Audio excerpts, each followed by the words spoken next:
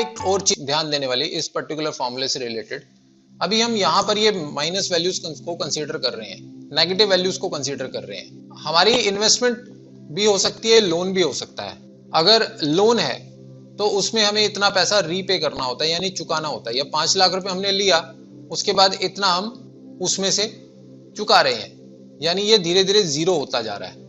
Same formula आप investment के case में भी यूज कर सकते हैं। इन्वेस्टमेंट के केस में आपकी जो प्रेजेंट वैल्यू है वो जीरो हो जाएगी और जो आपका इंस्टॉलमेंट अमाउंट है वो नेगेटिव नहीं होगा, पॉजिटिव होगा, बिकॉज आप डिपॉजिट कर रहे हैं उसको। ठीक है, वो लास्ट में आपकी फ्यूचर वैल्यू में ऐड होता जा रहा है, तो उसमें आपका चेंज हो जाएगा। अभी आप यहाँ पर प्रेजेंट वैल्यू ले रहे हैं। अभी मान लीजिए कि ये आप डिपॉजिट कर रहे हैं अमाउंट, इसको हम डिपॉजिट मान लेते हैं। मैं यहाँ से माइनस हटा देता हूँ। मैंने इस फॉर्मूले को as it is numeric value में पेस्ट कर दिया, इसका जो फॉर्मूला है वो हटा दिया। अब इतना अमाउंट आप हर महीने डिपॉजिट कर रहे हैं, तो यहाँ पर मुझे फ्यूचर वैल्यू निकालनी है कि अगर ये 60 महीने तक, यानी 60 किश्तें मैंने अगर इतनी डिपॉजिट करी हैं, तो ये मेरा टोटल क्या बन जाएगा।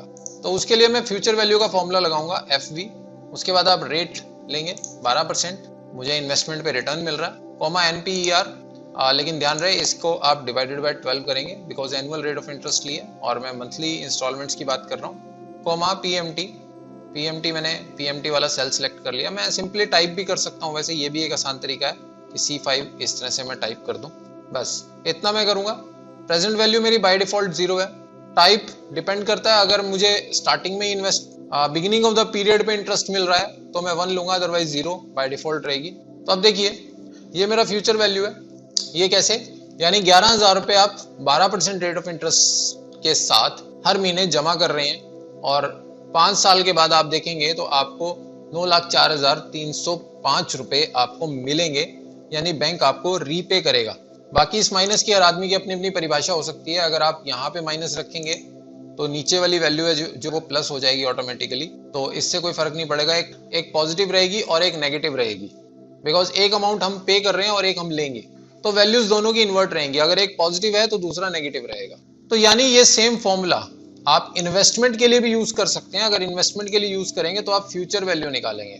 तो इस तरह से दो यूज हैं सेम फॉर्मूला के। अगर आपने लोन दिया हुआ है या लोन लिया हुआ है, यानी मोटी अमाउंट पहले दी हुई है या ली हुई है और उसमें आपको EMI कैलकुलेट करनी है, तो आप प्रेजेंट वैल्यू के बेस पे कैलकुलेशन करेंगे।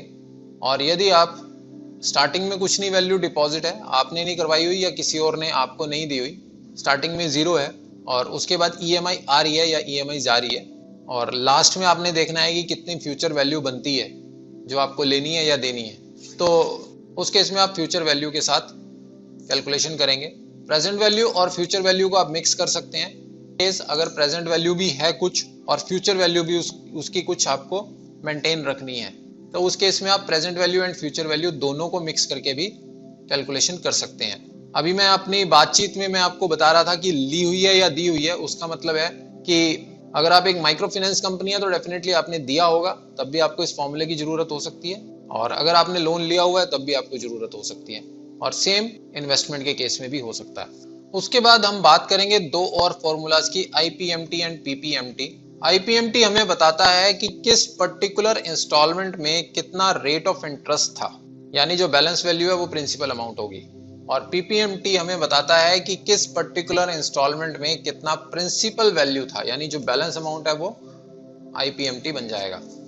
अभी जैसा हम IPMT निकाल लेते हैं, IPMT rate divided by 12, PER। PER होता है कि कौन से नंबर की इंस्टॉलमेंट, यानी पहली इंस्टॉलमेंट में आप देखना चाहते हैं कितना इंटरेस्ट था और कितना प्रिंसिपल था। ध्यान रहे ये शुरू से लेकर लास्ट तक हर इंस्टॉलमेंट में धीरे धीरे ये जो आंकड़े हैं चेंज होते रहेंगे। EMI तो होती है, लेकिन EMI की हर इंस्टॉलमेंट में आपका जो इसका रेशियो है प्रिंसिपल एंड इंटरेस्ट का, वो चेंज होता रहता है। जो स्टार्टिंग की इंस्टॉलमेंट्स होती हैं उसमें इंटरेस्ट का रेशियो ज्यादा होता है क्योंकि पूरे अमाउंट पे इंटरेस्ट लग रहा होता है, लेकिन आगे आगे जैसे हम पेमेंट करते चले जाते हैं, हम इंस्टॉलमेंट्स पे करते चले जाते हैं, तो वैसे वैसे प्रिंसिपल की वैल्यू बढ़ती चली जाती है, इंटरेस्ट कम होता चला जाता है।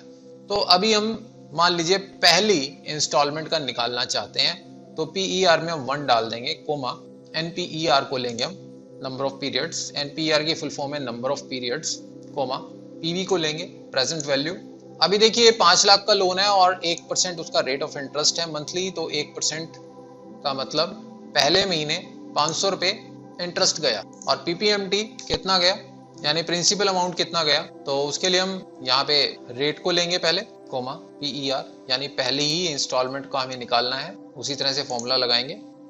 इसके बाद हम आईपीएमटी एंड पीपीएमटी फॉर्मूला के बारे में बात करते हैं। आईपीएमटी होता है कि जो हम ये ईएमआई पे कर रहे हैं, जो भी हमारी मंथली इंस्टॉलमेंट है, उसमें इंटरेस्ट कितना है और प्रिंसिपल कितना है। एक चीज ध्यान रहे कि इंटरेस्ट और प्रिंसिपल का रेशियो जो है वो स्टार्टिंग से लेकर एक्सचेंज होता रहेगा, बिकॉज वेरी फर्स्ट इंस्टॉलमेंट में प्रेजेंट वैल्यू जो है उसका 1% यानी 5,000 रुपए वो इंटरेस्ट रहेगा, बिकॉज पूरी प्रेजेंट वैल्यू का इंटरेस्ट लगेगा। उसके बाद जब आप कुछ इंस्टॉलमेंट पे कर देंगे तो इंस्टॉलमेंट पे होने के बाद जो इंटरेस्ट वैल्यू है वो घटती चली जाएगी और प्रिंसिपल की पेमेंट की वैल्यू जो है वो बढ़ती चली जाएगी। तो कितना इंटरेस्ट जा रहा है और कितना प्रिंसिपल जा रहा है उसको जानने के लिए हम यहाँ पर पीईआर में एक वैल्यू लगाएंगे। हम यहाँ पे वो वैल्यू लिखेंगे जिस नंबर की इंस्टॉलमेंट में हम देखना चाहते हैं कि कितना इंटरेस्ट गया और कितना प्रिंसिपल गया। अभी जैसे इंस्टॉलमेंट नंबर 1 में मुझे देखना है कि कितना इंटरेस्ट है और कितना प्रिंसिपल है। फॉर्मूला लगेगा आईपीएमटी। अच्छा, यहाँ पे फॉर्मूला लगाने की एक टेक्निक और सिखाता हूं जो मैं स्टार्टिंग में मिस कर गया, बड़ी इंटरेस्टिंग टेक्निक है। यहाँ पर आप डायरेक्टली भी लिख सकते हैं वैसे तो, कि जैसे पहला रेट लिया फिर पीईआर एनपीईआर, लेकिन यहाँ पर अगर आप वो विंडो दोबारा से चाहते हैं इस पर्टिकुलर जगह पर जहां पे आप इजीली वैल्यूज को डाल सकें, तो यहाँ पर जैसे ही आप ये ओपनिंग ब्रैकेट लगाते हैं, पैरेंथेसिस लगाते ही आप कंट्रोल ए प्रेस करें तो ये फंक्शन आर्गुमेंट में आपकी ओपन हो जाएगी। अगर किसी को पर्टिकुलर सेल में फॉर्मूला लगाने में प्रॉब्लम है तो पैरेंथेसिस लगाते ही आप कंट्रोल ए प्रेस करेंगे तो फंक्शन आर्गुमेंट्स खुल जाएंगे। ये किसी भी फॉर्मूला या किसी भी फंक्शन के लिए एप्लीकेबल है। तो अब यहाँ पे रेट ले लेंगे डिवाइडेड बाय 12। लगाने का तरीका तो वही है, पर यहाँ थोड़ा आसान हो जाता है लगाना। उसके बाद पीईआर यानी पहला मंथ, पहली इंस्टॉलमेंट, हम अभी सेल एड्रेस लगा देते हैं यहाँ C7। एनपीईआर प्रेजेंट वैल्यू, ये हमने सारी वैल्यूज ले ली। अब देखिए जैसा मैंने बताया था कि पहली इंस्टॉलमेंट में जो इंटरेस्ट है वो पूरा 5,000 और प्रिंसिपल कितना है, वैसे तो रिमेनिंग अमाउंट है लेकिन फिर भी पीपीएमटी लगा लेते हैं। यहाँ चाहे कंट्रोल ए कर लें चाहे मैं यहीं पे डायरेक्टली लिख लूँ, मुझे यहाँ पे लिखने में कोई प्रॉब्लम नहीं है तो मैं डायरेक्टली लिखूंगा। यहाँ पे मैं फॉर्मेटिंग सही कर देता हूँ। अब देखिए को अगर आप सम करेंगे तो ये 11,122.22 बनता है और इतनी ही इंस्टॉलमेंट है। अब यानी पहले इंस्टॉलमेंट में 5,000 रुपए इंटरेस्ट था और 6,122 रुपए प्रिंसिपल था। अगर मैं दूसरी इंस्टॉलमेंट की बात करूं तो उसमें 4,938 रुपए इंटरेस्ट था, बिकॉज जब आपने एक किस्त पे कर दी तो प्रिंसिपल अमाउंट घट गया, उसके ऊपर यहाँ पे 4,938 रुपए इंटरेस्ट था, बाकी अमाउंट 6,183 रुपए आपने प्रिंसिपल के पे किए हैं। तो अभी हमने इन सारे फॉर्मूलाज की बात करी, present value, rate, NPER, PMT, future value, PER, IPMT and PPMT. तो अभी तक हमने इन फॉर्मूलाज की बात करी, PMT, FV, IPMT and PPMT. आइए बात करते हैं present value, rate and NPER इन फॉर्मूलाज की। लगाना बहुत आसान है, सेम वही तरीका है। अब मान लीजिए इनमें से कोई एक वैल्यू मिसिंग है। अगर हमें प्रेजेंट वैल्यू नहीं दी गई है तो हम simply is equal to PV करेंगे, ब्रैकेट स्टार्ट, रेट में हम रेट डालेंगे अपना। आपको जस्ट आर्ग्यूमेंट्स को फॉलो करना है नीचे जो लिखे हुए हैं और वैल्यूज को सिलेक्ट करना है।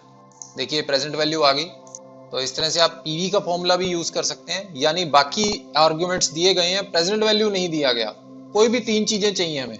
अगर रेट, एनपीईआर और पीएमटी दिया गया है और पीवी नहीं दिया गया, हम निकाल सकते हैं। उसी तरह से पीवी, एनपीईआर और पीएमटी दिया गया, रेट नहीं दिया गया, तो हम उसको भी निकाल सकते हैं। सबसे पहले एनपीईआर सिलेक्ट करना है, कोमा, फिर पीएमटी सिलेक्ट को करना है, पीएमटी सिलेक्ट करना है, कोमा, प्रेजेंट वैल्यू।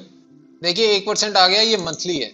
रेट जब आपके पास आ जाएगा उसको आप 12 से मल्टीप्लाई करेंगे या जितने भी नंबर ऑफ इंस्टॉलमेंट है आपकी साल में। ये अभी हम केस ले रहे हैं, एक स्टैंडर्ड केस है कि साल में 12 ही किस्तें हैं। अगर साल में 2 किस्तें या 3 किस्तें, 4 किस्तों वाला केस है तो आप यहाँ पर वैल्यू उतनी रखेंगे, ठीक है। रेट को हमने 12 से इसलिए मल्टीप्लाई किया क्योंकि नंबर ऑफ इंस्टॉलमेंट 12 है और बाकी सभी केसेस में हम रेट को 12 से डिवाइड कर रहे थे, वो भी इसी कारण कि यहाँ पे नंबर ऑफ इंस्टॉलमेंट 12 थी। तो ये आपको मेंटेन करना है। अगर यहाँ पे हम महीने में सिर्फ 4 किस्तें दे रहे हैं तो यहाँ पे भी हम इसको 4 से डिवाइड करेंगे, कुछ इस तरह से चलेगा फिर हमारा सारा फॉर्मूला। लेकिन अभी हम स्टैंडर्ड केस को ही फॉलो कर रहे हैं। तो ये रेट का फॉर्मूला था। इसी तरह से अगर NPER नहीं दिया गया है तो आप NPER भी निकाल सकते हैं। NPER का फॉर्मूला लगाएंगे। NPER stands for number of periods, इसका फुल फॉर्म है नंबर ऑफ पीरियड्स। तो आप सबसे पहले रेट लेंगे, कोमा, फिर आप PMT लेंगे, आर्गुमेंट्स को फॉलो करते चले जाएंगे, कोमा, प्रेजेंट वैल्यू लेंगे, रेट एनुअल दिया गया है उसको डिवाइड करेंगे 12 से, देखिए यही वैल्यू आ गई है। तो इस तरह से हम इन सभी फॉर्मूलाज का यूज कर सकते हैं। PER अपने आप में कोई फॉर्मूला नहीं है, PER सिर्फ पीरियड है कि कौन से पीरियड का अपने को निकालना है, वो हम यहाँ से निकाल सकते हैं। सो फ्रेंड्स, उम्मीद है कि आपको ये फॉर्मूला समझ में आया होगा। So guys, thanks for watching.